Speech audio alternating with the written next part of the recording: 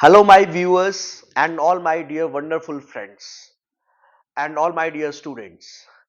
Guys, today I have taken up one question which is from the Constitution of India relating with the fundamental rights instances and examples.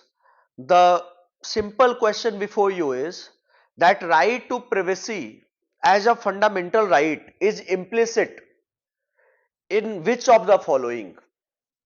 The first one is right to freedom, second one is right to personal liberty, second one is right to third one is right to equality, and fourth one is right against exploitation. Right to privacy एक fundamental right की तरह implicit है। ये ये चारों में किसमें suit करेगा? क्या ये राइट टू फ्रीडम में सूट करेगा, राइट अगेंस्ट इक्वालिटी में सूट करेगा, सॉरी राइट टू इक्वालिटी में सूट करेगा, राइट अगेंस्ट एक्सप्लॉयटेशन में सूट करेगा, या फिर right against right to personal liberty में सूट करेगा? ये क्वेश्चन है। राइट टू प्राइवेसी, अभी तो खैर केस पुट्टा स्वामी का जजमेंट आ गया 2017 में। 2017 के पहले 2017 में तो एकदम क्लियर हो गया, पुट्टा स्वामी में काफी क्लियरली बोल दिया गया कि that it is a finally it will be called as right to privacy verdict, right to privacy verdict. और 9 जजेस के बेंच ने, जिसमें कि जस्टिस जे.एस. कहर, नरीमन, सापरे, अब्दुल नजीर, डी.वाई. चंद्रचूड़, ये सारे लोग थे। इस 9 जज के यूनानिमस डिसीजन में ये बोला गया कि that right to privacy is very much implicit in the meaning of right to life and personal liberty given under or guaranteed under article 21 of the constitution of India। लेकिन जो मैं ये question आपसे पूछ रहा हूं अभी, ये बिहार के एपीओ सरकारी वकील का जो एग्जाम होता है 2013 का सवाल है ये, और 2017 में केस पुट्टा स्वामी का वर्डिक्ट आया था। लेकिन उसके पहले भी, केस पुट्टा स्वामी के वर्डिक्ट आने के पहले भी, राइट टू पर्सनल लिबर्टी में राइट टू प्राइवेसी को माना जाता था कि राइट टू पर्सनल लिबर्टी में राइट टू प्राइवेसी है।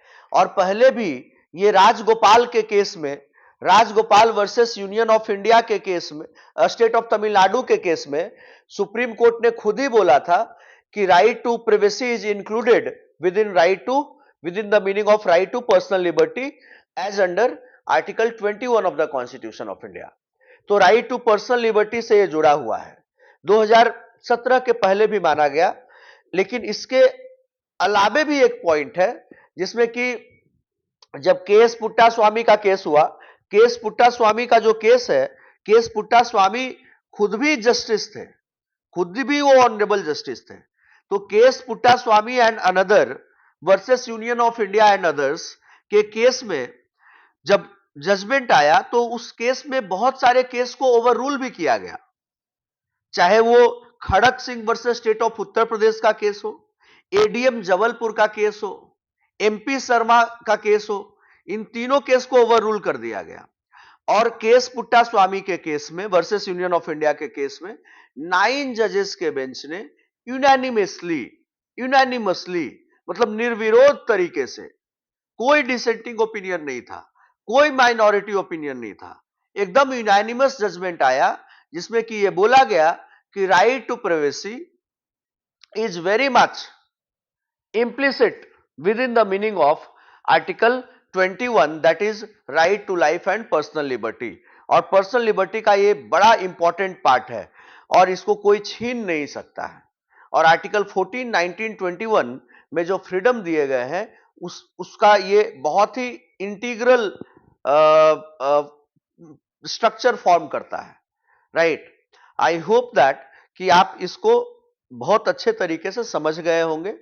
किसी और दिन मैं आपको case पुट्टा Swami versus Union of India का फैक्ट के साथ पूरे फैक्ट के साथ आपको जजमेंट बताऊंगा और भी डिटेल में, राइट।